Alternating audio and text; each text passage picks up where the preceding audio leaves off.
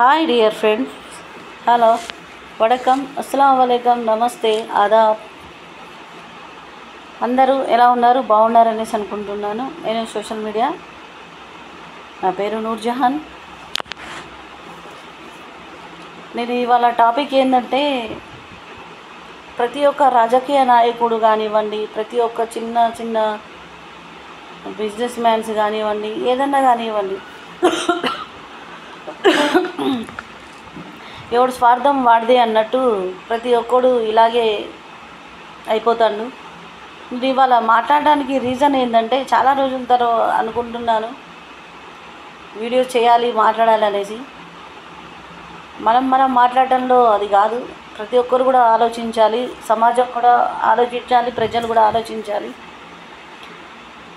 ఎందుకంటే ఇప్పుడు బీద వాళ్ళ గురించి నేను ఒక చిన్న మాట చెప్దాం అనుకుంటున్నా. ఏ రాజకీయ నాయకుడైనా కానివ్వండి, సీఎం కానివ్వండి, లేకపోతే ఎవరన్నా ఏదన్నా బిజినెస్ వాళ్ళు కానివ్వండి, బీదోడి గురించి ఎందుకు ఆలోచించాడు? రాజకీయాల్లోకి వస్తారు, వాళ్ళ పొట్టలు వాళ్ళు నింపుతారు, కాందాన్ని పెంచుకుంటూ పోతారు, మొత్తం వాళ్ళు చూసుకుంటూ పోతారు. బీదోడి గురించి ఎవడు ఆలోచించేది? ఎవడు ఆలోచించకుండా ఉన్నది? దేనికి ఆలోచించరు? ఎందుకంటే చాలా వరకు నేను చూస్తూ వస్తున్నా కూడా, ఎవ్వడు గోల వాడిదే అన్నట్టు సినిమా కరెక్టే తీశాడు. ఏంటంటే బీదోడికి ఇల్లు లేక కిరాయి ఇంట్లో ఉండి, ఒక బీద వ్యక్తి రెంట్లు కట్టుకోలేక, కూలీ పనులు చేసుకుంటా రెంట్లు కట్టలేక చాలా ట్రబుల్ అనుభవిస్తూ ఉన్నాడు. నాయకులు కూడా ఆలోచించాలి. ఎందుకంటే రెంట్లు కట్టేటోళ్ళు, రెంట్లు ఇచ్చేటోళ్ళు రాను రెంట్లు పెంచుకుంటూ పోతాడు. వాడికి నీళ్ళు ఇవ్వడు, వాటర్ ఇవ్వడు సక్కంగా. వాడికి కిరాయి మాత్రం టైంకి కరెక్ట్గా కిరాయి ఇచ్చేయాలి. వాడికి నీళ్ళు ఇవ్వకపోతే నువ్వు డబ్బులు ఎందుకు తీసుకుంటావు? ఏ రాజకీయ నాయకుడైనా కానీ బిల్డింగ్లు కట్టుకుంటా, అన్నీ కట్టుకుంటా, లేకపోతే పెద్ద పెద్ద బిజినెస్ వాళ్ళైనా కానివ్వండి, కబ్జాలు చేసుకునే వాళ్ళైనా కానివ్వండి, ఎవడిది వాడే చూసుకుంటాడు. కానీ బీదోడిని మధ్యలోనే బీదరికంలోనే వదిలేస్తారు. వాడు సచ్చేదాకా బీదరికంలోనే ఉండాల్సి వస్తుంది. ఎందుకు? దేనికి? మీరు సచ్చేటప్పుడు ఏమన్నా తీసుకొని పోతారా? సచ్చేటప్పుడు ఒకటే మంచిదనం, మంచి మనిషిగా పోండి, మంచి వ్యక్తులుగా పోండి.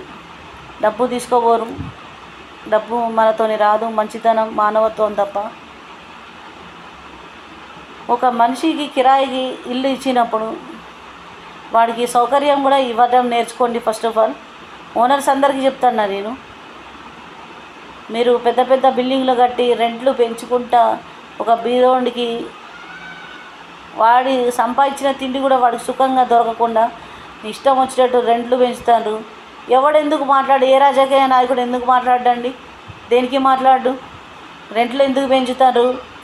కరెక్ట్ తీసుకోండి, తిన్నా ఒంటికి పట్టేటట్టు తీసుకోండి.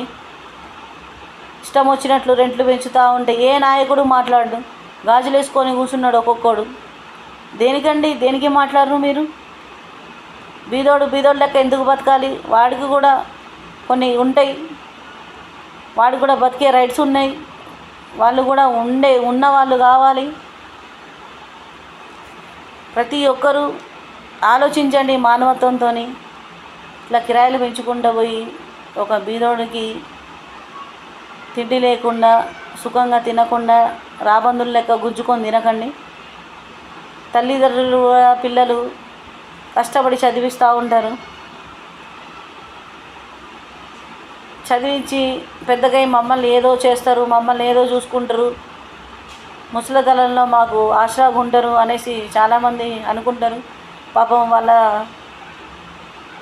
జీవితం మొత్తం సంపాదించి మొత్తం పిల్లలకు పెట్టి తీరా రిలీఫ్ అయ్యే మూమెంట్లో పిల్లలకు పెళ్ళిళ్ళు అవుతాయి, పెళ్ళాలు వస్తారు, కథం తల్లిదండ్రులని అనాథాశ్రమంలో రోడ్ల మీద పడేసి వెళ్ళిపోతారు. దేనికంటే తల్లిదండ్రులు ఏ పాపం చేశారు? కానీ పెంచి పెద్ద చేసి చదివేయటం పాపం చేశారా? వాళ్ళకు కూడా, మీకు కూడా పిల్లలు పుడతారు, మీ పిల్లలు కూడా అట్లా చేస్తే ఎట్లా ఉంటుంది? తల్లి గురించి మంచిగా ఆలోచించి ఎప్పుడు పెళ్ళాన్ని చూసుకోవద్దు అని కాదు, భార్యని కూడా చూసుకోవాలి, తల్లిదండ్రులను కూడా చూసుకోవాలి, సమానంగా చూసుకోండి. ఎందుకంటే చాలా వరకు చాలామంది రోడ్ల మీద ఇట్లా వదిలేసి చాలామంది పోతూ ఉన్నారు. నాకు చాలా దుఃఖంగా ఉంది చూస్తూ ఉంటే, చాలా వరకు బాధేస్తూ ఉంటుంది. మనం ఏం చేయలేం, మన సౌమ్యత తగ్గట్టు మనం ఉన్నాం, ఏదో చేయాలనే ఆలోచన ఉంటుంది, కానీ మనము ఏం చేయలేము.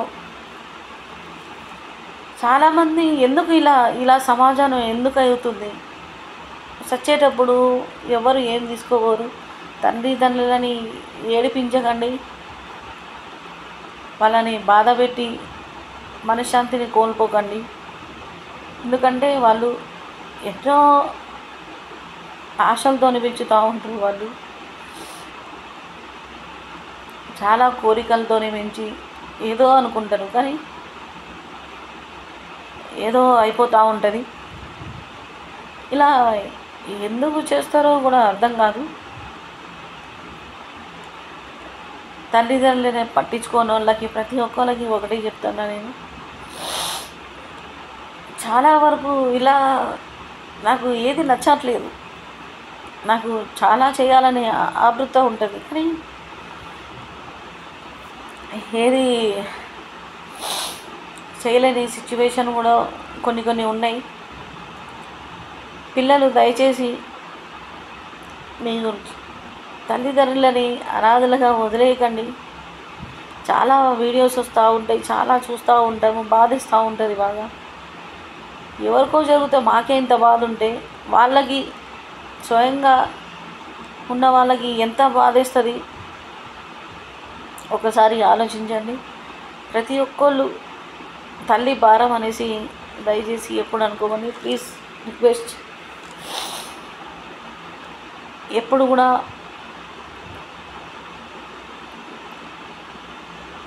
తల్లిదండ్రులు భారం అనేసి అనుకున్న వాళ్ళు ఎప్పుడు బాగుపడరు, ఎప్పుడు కూడా సుఖంగా ఉండరు. ఎందుకంటే నేను ఈ వీడియో చేయడానికి కారణం ఏంటంటే, నా ఫ్రెండ్ వాళ్ళ మదర్కి ఇలాగే జరిగింది.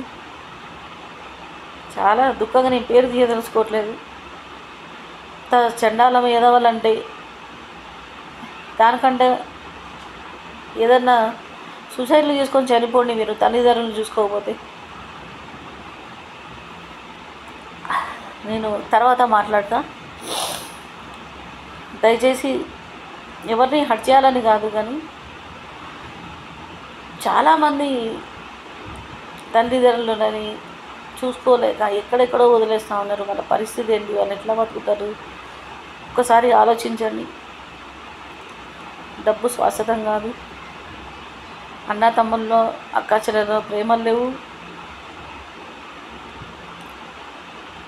ఏది కూడా శాశ్వతం కాదు.